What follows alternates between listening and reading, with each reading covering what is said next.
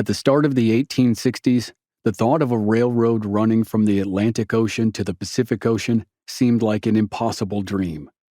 But by the end of the decade, that dream was on the verge of coming true.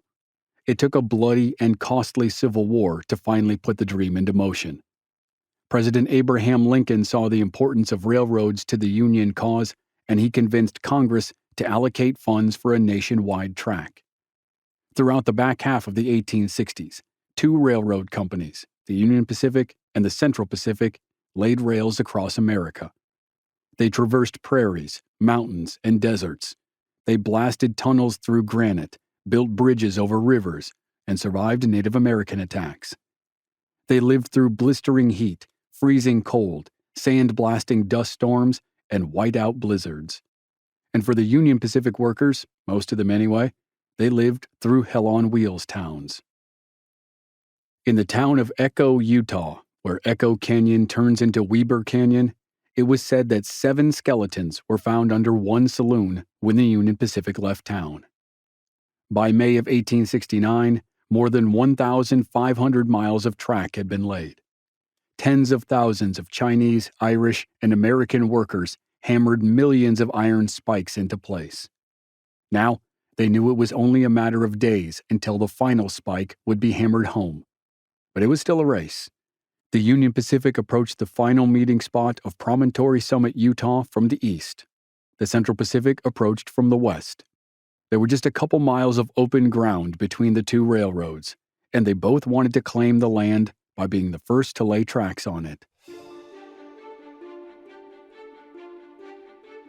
Whichever railroad could build a siding first, a short track that ran parallel to the main line, it could claim the rights to the land. The claim would give the winning railroad the legal ability to manage operations, set fees, and control future development. And if the winner could also build a Y track, its position would be even stronger. A Y track was a triangular junction of rails that allowed a locomotive to turn around without a turntable.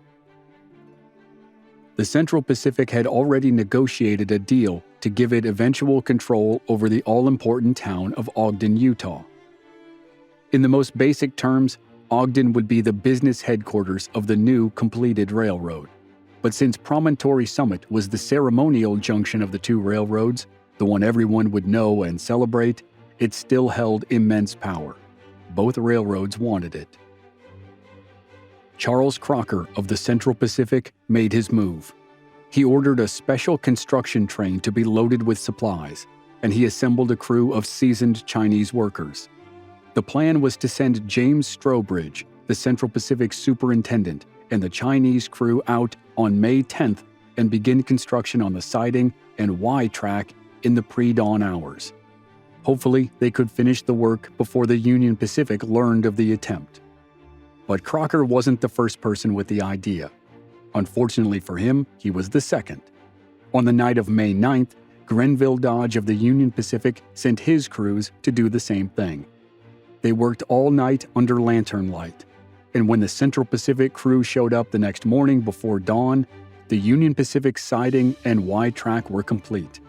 The UP men stood alongside their finished work, grinning and laughing at the thwarted Californians. The question of who won the great race to build the Transcontinental Railroad would never really be answered. It was too big and too broad. But at the very end, the Union Pacific managed to snag one final victory by claiming the last patch of ground before the big Golden Spike ceremony.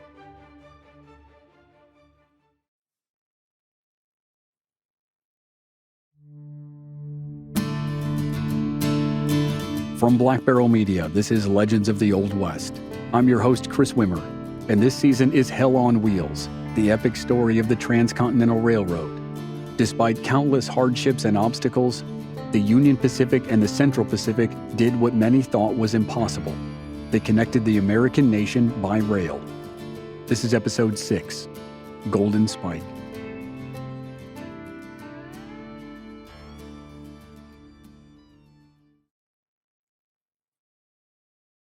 When the sun rose on May 10, 1869, the first Transcontinental Railroad was a few hours away from being finished.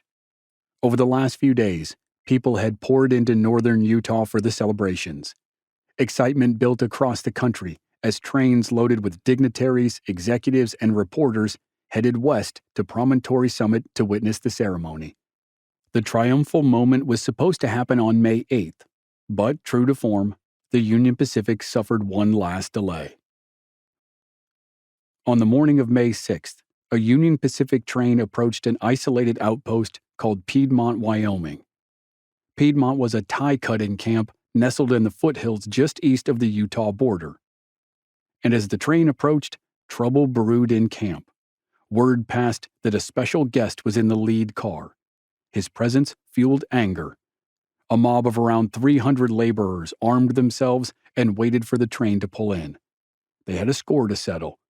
For months, the men had worked without pay, and now they wanted to confront the man who had withheld their wages, Vice President of the Union Pacific, Thomas Durant.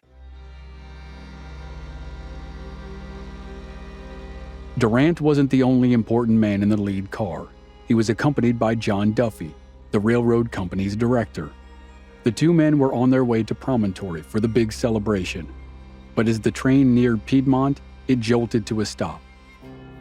Durant and Duffy, as well as other passengers on the train, looked out the windows and were shocked to see railroad ties had been piled on the tracks to block the way. Then the gunshots started. Bullets splintered the wood panel siding of the train cars, shattered windows, and sparked as they hit metal. Passengers who were able to glance outside saw a mob of disgruntled workers headed their way. In no time at all, the mob had uncoupled Durant's private car from the rest of the train, locked the switches, and waved the remaining cars down the track without their prestigious passengers. Durant stormed to the door of his car and demanded answers from the mob. The mob spokesman said they wanted what they were owed, more than $200,000. The railroad executives would not be allowed to leave until the workers received their pay. Durant said he didn't have that much cash on him, but he sympathized with their plight. The workers were serious about their demands. They seized Durant and escorted him at gunpoint to a nearby telegraph office. There, Durant sent two wires. One wire went to Oliver Ames in Boston, the Union Pacific's acting president, and begged for cash. The second went to Grenville Dodge, who was in Echo City, Utah, and pleaded for help. Dodge's first instinct was to call in the military. He telegraphed nearby Fort Bridger and requested soldiers to free Durant and the others. But the message was intercepted. The sympathetic Piedmont telegraph operator passed the message to the workers. The workers sent a reply to Dodge. If troops show up, the hostages will suffer. And if the workers' demands weren't met within 24 hours, they would launch a general strike stretching from Omaha to Ogden. Dodge scrambled to contain the situation. He sent telegrams to Oliver Ames and demanded an immediate $50,000 as a gesture to calm the men. Dodge warned that if the company delayed, things would spiral out of control. So close to the end, a strike would be a disaster for the Union Pacific. Oliver Ames and his brother Oakes hurried to raise the money. Later reports suggested Durant eventually turned over about $250,000 to the workers. The Union Pacific avoided a strike, but the truth of any situation involving Thomas Durant was murky. Shortly after the supposed crisis was averted, Grenville Dodge and Oliver Ames became suspicious. They wondered if Durant had orchestrated the whole thing himself. As it turned out, the rebellious workers were largely employed by Davis and Associates, a contractor that was deeply tied to Durant's financial interests. Dodge and Ames suspected that Durant had engineered the hostage crisis to force the Union Pacific to pay off contracts that benefited him personally. The workers probably received some of the money, but it would surprise no one if Durant kept some of the cash for himself. Whatever the truth was, Durant and Duffy were freed, and their train continued west toward the big ceremony at Promontory Summit.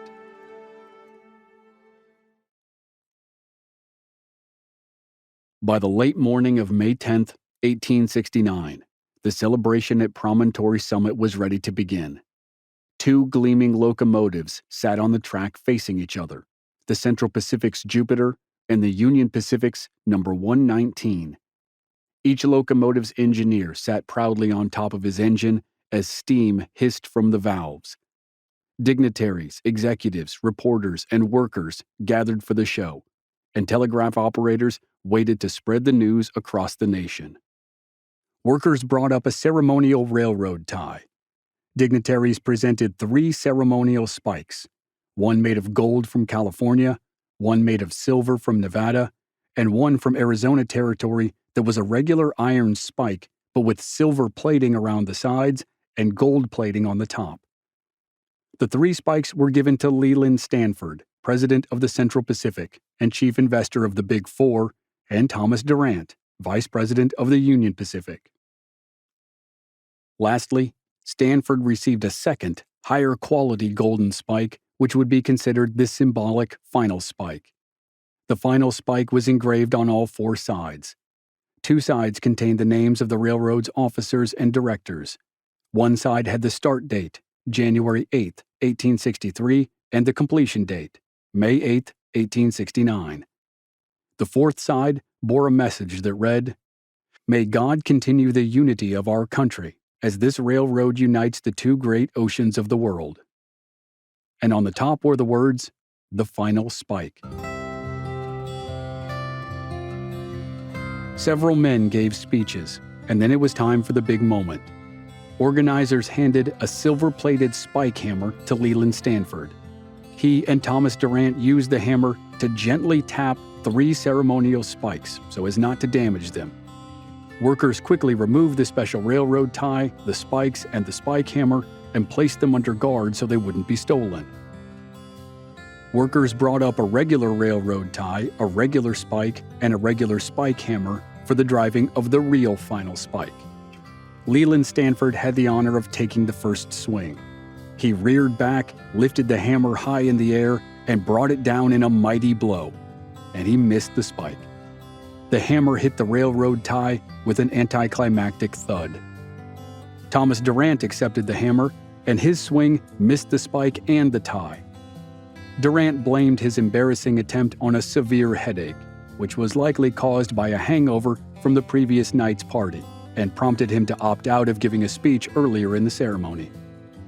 So, in the end, it was fitting that a regular worker stepped in and drove the final spike home with a single practiced swing. At 12:47 p.m., W.N. Schilling, a telegraph operator with Western Union, tapped out a single word, "Done," and sent it down the wire. The message raced across telegraph lines from coast to coast. In New York, church bells rang. In Chicago, cannons boomed. In San Francisco, fireworks lit up the sky. In towns large and small, Americans poured into the streets and celebrated. At Promontory, executives and dignitaries celebrated with photographs and champagne. For those who actually built the railroad, Chinese and Irish immigrants, Mormon workers, freedmen of the South, and Civil War veterans were largely absent. On the Central Pacific side, the Chinese workers were not asked to participate in the ceremony, even though they made up 90% of the workforce who had labored through the mountains of California and the deserts of Nevada and Utah.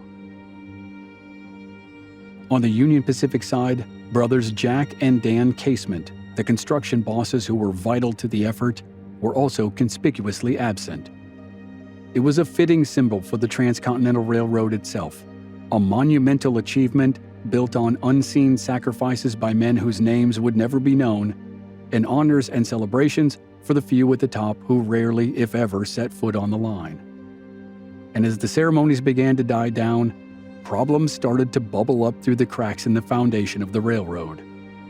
The project would soon haunt some of the men who oversaw it, especially Thomas Durant and the Union Pacific's inner circle, who were about to face a reckoning that was years in the making.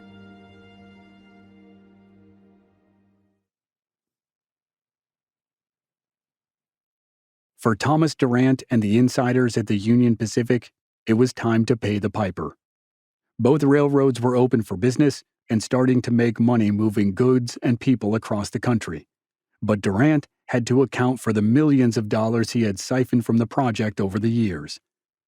With the railroad complete, it looked like, for a brief time, that Durant and his cronies might get away with their fraud. From day one of the Union Pacific, Durant had used a company called Credit Mobilier as a conduit between the railroad and the government. All the money for the railroad went through Credit Mobilier first, and Durant routed most of it into his own pockets and the pockets of his closest insiders. Durant had been kicked out of Credit Mobilier by Oliver and Oakes Ames, but the scheme didn't stop, it just diminished somewhat. Over the course of the summer and autumn of 1869, as the glow of the celebration faded, suspicion of the finances of the Union Pacific heated up.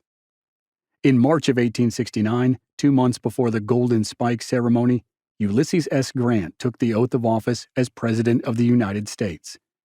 Grant was a former Union Army general and Civil War hero, and he was a man with little patience for political schemers and backroom deals, which was ironic because his presidency would be marred by one political scandal after another.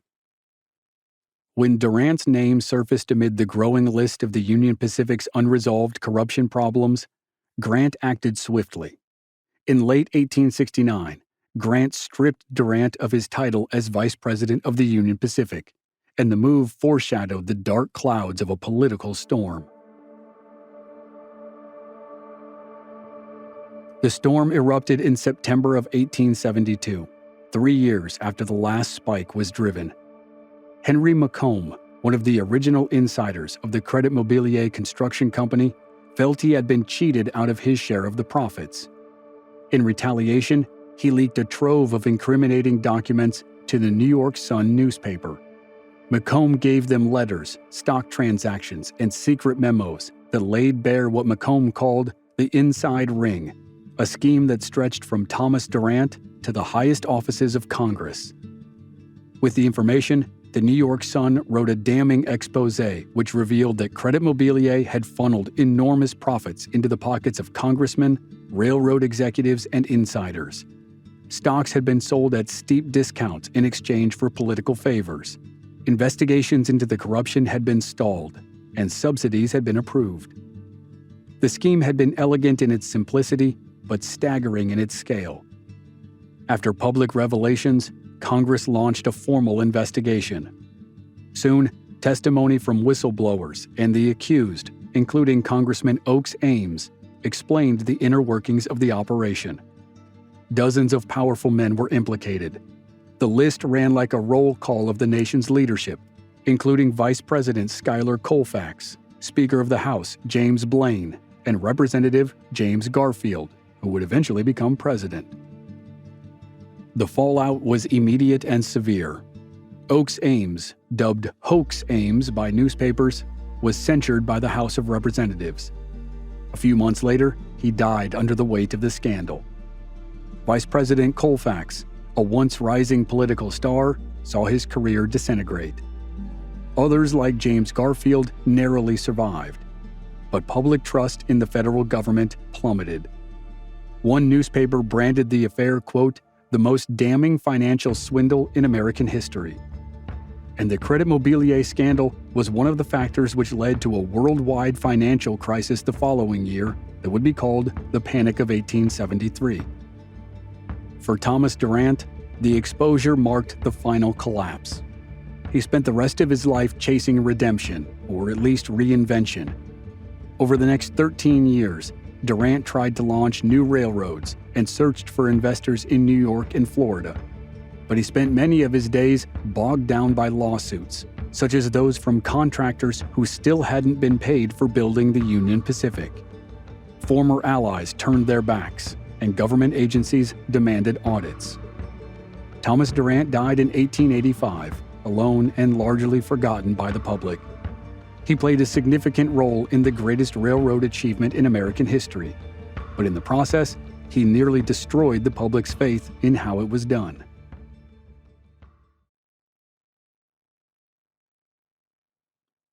While Thomas Durant and the others navigated the fallout of the Credit Mobilier scandal, the men who actually built the railroad went their separate ways. Some returned to quiet lives back east or in California. Others stayed in newly formed towns and grew their fortunes. Most disappeared into history, but none were untouched by the monumental thing they had helped create.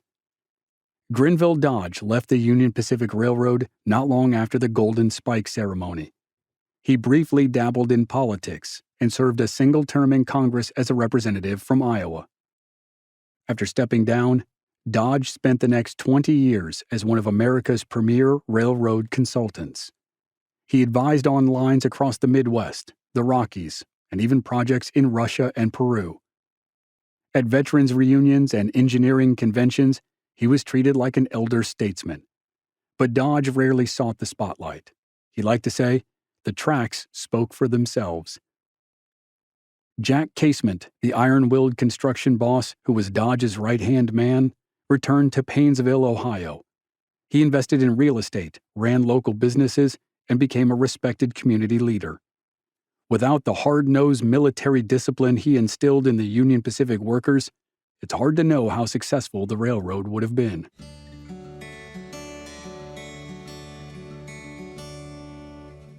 In the West, the Big Four of the Central Pacific, Leland Stanford, Collis Huntington, Mark Hopkins, and Charles Crocker, turned their railroad profits into personal empires. Of the Big Four, the most famous were Leland Stanford and Charles Crocker. Stanford remained a business magnate for the rest of his life and became a U.S. Senator in his later years. Today, he and his wife Jane are best known for founding a school which became one of the most prestigious academic institutions in the world. Its full legal name is still Leland Stanford Junior University, named after the couple's only child who died as a teenager, though everyone just calls it Stanford. The ceremonial final Golden Spike from Promontory Summit is still on display at the university's museum. Charles Crocker, the member of the Big Four who was on the ground and instrumental during construction, became one of California's most powerful businessmen. He invested heavily in real estate, founded banks, and lived out his days in a mansion that overlooked San Francisco Bay. Crocker was never known for sentiment, but he privately admitted that the Transcontinental Project was the defining achievement of his life. James Strobridge, the Central Pacific's construction superintendent, returned to a quieter life in California. He invested in farms and ranches and settled near the orchards of Hayward between Oakland and Fremont. Strobridge had been reluctant to try Charles Crocker's unorthodox idea of hiring Chinese workers to build the railroad, but he quickly became a believer and a supporter. Chinese workers made up nearly 90% of the Central Pacific's workforce at the railroad's peak. A Central Pacific engineer said of the workforce, "They learn quickly, do not fight, have no strikes that amount to anything, and are very cleanly in their habits. They are faithful and industrious, and under proper supervision soon become skillful in the performance of their duty." Charles Crocker said, quote, "Without them, it would have been impossible to complete the western portion of this great national highway." When the railroad was finished, most of the Chinese workers returned to California and settled in San Francisco, Sacramento, and smaller towns across the state. Others helped build railroads into Montana, Idaho, and the Pacific Northwest. The Northern Pacific Railway, which ran from Duluth, Minnesota to Seattle, Washington, started construction less than a year after the completion of the Transcontinental Railroad. On the Union Pacific side, Irishmen, freedmen, and Civil War veterans spread out across the new American West they had helped create. Many settled in thriving towns like North Platte, Laramie, and Cheyenne, which had started as lawless hell-on-wheels camps. Others became farmers or merchants, and nearly all faded into obscurity. They helped change the country, better for some, worse for others, and though their names won't be remembered, their achievement will.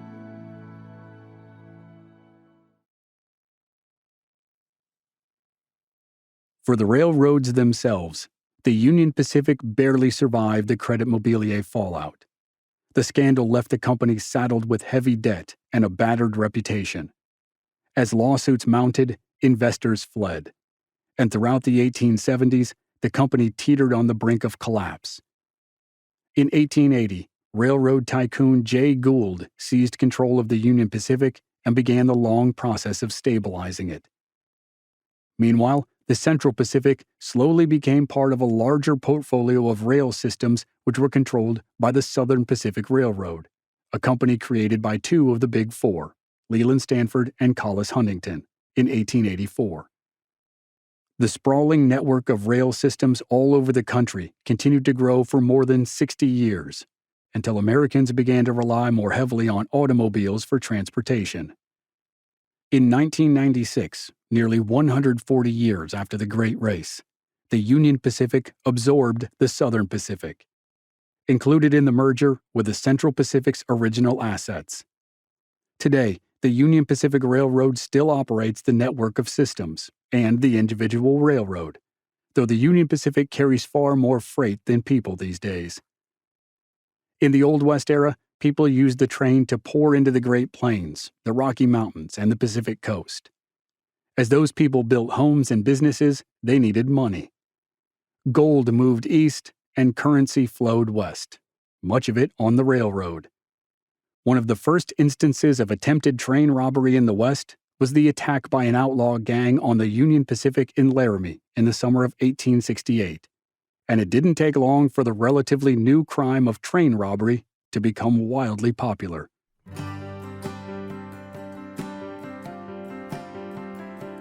Jesse James and the James Younger gang robbed their first train in 1873. That was in Adair, Iowa, and it's often cited as the first train robbery in the American West. The gang didn't rob the Union Pacific, but it didn't take long for that to happen. In 1877, Sam Bass and his gang stopped a Union Pacific train near Big Springs, Nebraska. They made off with $60,000 in freshly minted gold coins, the largest robbery in the line's history. A year later, Big Nose George Parrott and his crew tried to derail a Union Pacific train near Medicine Bow, Wyoming. And in 1899, Butch Cassidy and the Sundance Kid dynamited their way into a Union Pacific Express car during the infamous Wilcox train robbery. They stole tens of thousands of dollars and vanished into the hills. And while those events and countless more provided thrilling stories, even if they had deadly consequences, for generations of readers, viewers, and listeners, there were darker ramifications for the coming of the railroad. Native Americans on the southern plains were already watching the decimation of the buffalo herds, but it grew worse as railroads raced across the continent. Buffalo Bill Cody earned his nickname by hunting buffalo to feed the workers of the Kansas Pacific Railroad in 1867 and 1868. On the northern plains, the Lakota and Cheyenne had defied the establishment of trails and the construction of forts for years. In 1872, they confronted workers for the Northern Pacific Railroad for the first time. Sitting Bull and a growing host of warriors fought the U.S. Army twice that year as the soldiers protected the workers who surveyed the Yellowstone River region. The next year, Sitting Bull and the warriors confronted George Armstrong Custer and the 7th Cavalry for the first time, as Custer's unit guarded the survey crews. As always, the word progress meant different things to different people. But regardless of how the railroad was viewed, good or bad, its significance could not be debated. Civil War General William Tecumseh Sherman called the First Transcontinental Railroad the most important event of modern times. The minister at the Golden Spike ceremony called it the greatest work ever attempted. Journeys that once took months by wagon or horse, or required a person to sail hundreds of miles south to Panama and then back up again, now took days. As one reporter put it, the railroad was, quote, annihilating distance and almost outrunning time.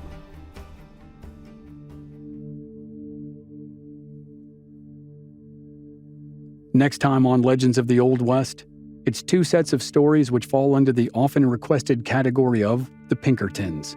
We'll highlight the careers of famous detectives James McParland and Charlie Siringo, next time on Legends of the Old West.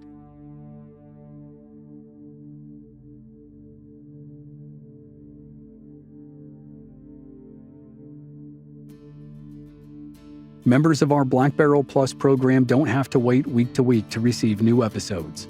They receive the entire season to binge all at once with no commercials, and they also receive exclusive bonus episodes. Sign up now through the link in the show notes or on our website, blackbarrelmedia.com. Memberships are just $5 per month. This series was researched and written by Matthew Kearns, and I want to give an extra special thanks to Matt for his work on the series. The story was gigantic, and like an early skeptic of the railroad itself, I wasn't sure it could be done. But he did it. The series was produced by Joe Guerra, and he's owed extra thanks as well. Original music by Rob Valier. I'm Chris Wimmer. Thanks for listening.